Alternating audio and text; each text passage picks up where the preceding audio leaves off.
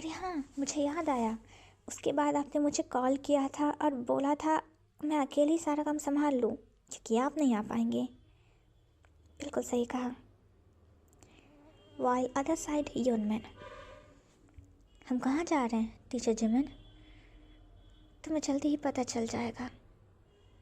Letter at the place. ये कौन सी जगह है टीचर जिमिन? ये मेरा ट्राइस्ट है। ट्राइस्ट मतलब मेरी फेवरेट प्लेस समझ लो। मुझे तुम्हारी याद आ रही है। अगस्टी, era 1761, eclipse kingdom, South Korea.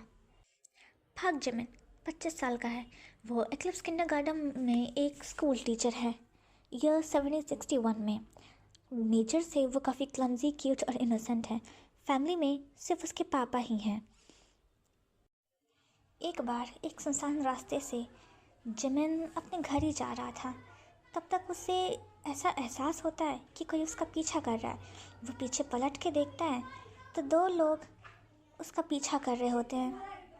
थोड़ी देर बाद वो उसके पास आके कहते हैं, यार बेबी बॉय, इतनी रात को इतने सुनसान रास्ते से अकेले जा रहे हो, क्या तुम्हें डर नहीं लग रहा?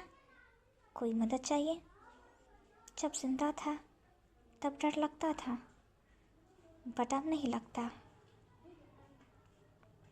और वो दोनों आदमी ने पीछे पलट कर भी नहीं देखा। अगली सुबह स्कूल में टीचर जिमिन अपने क्लासेस में पढ़ा रहा था, तब 2 टीचर्स उसके क्लास के बाहर ही गॉसिप्स कर रहे थे। क्या तुमने सुना कि किंग का दूसरा बेटा अगस्टी, वो हार्टलेस और रूथलेस है और उसने ये प्रूव भी कर दिया। वैसे गॉसिप कर ही रहे थे तब तक जिमिन नीचे डस्टर पटक कर मारता है।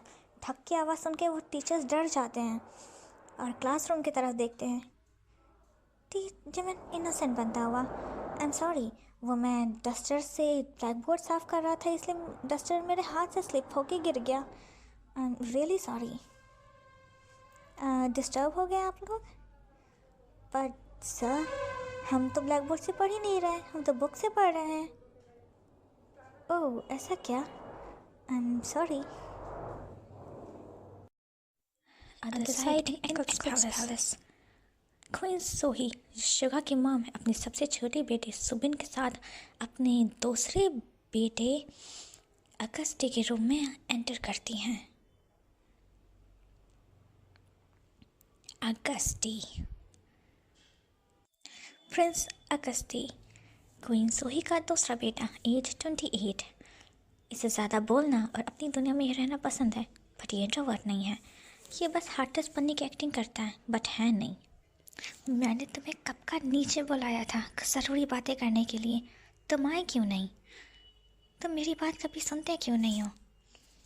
अगस्टी कोई रिस्पॉन्स नहीं देता। अगस्टी, तुम्हें मेरी बात सुनाई दे रही है?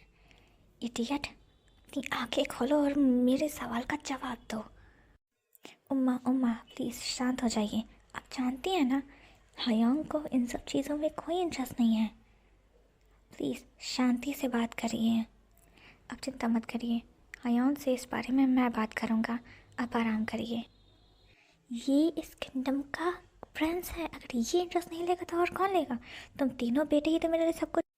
क्वीन की ये बात सुनकर कि उसके तीनों बेटे ही उसके लिए सब कुछ है, ये सुनकर अगस्ती को हंसी आ जाती है, क्योंकि वो जानता है कि क्वीन के लिए उसके तीनों बेटों से ज़्यादा उसका किंगडम और उसका क्रोन उसके लिए ज़्यादा इम्पोर्टेंट है।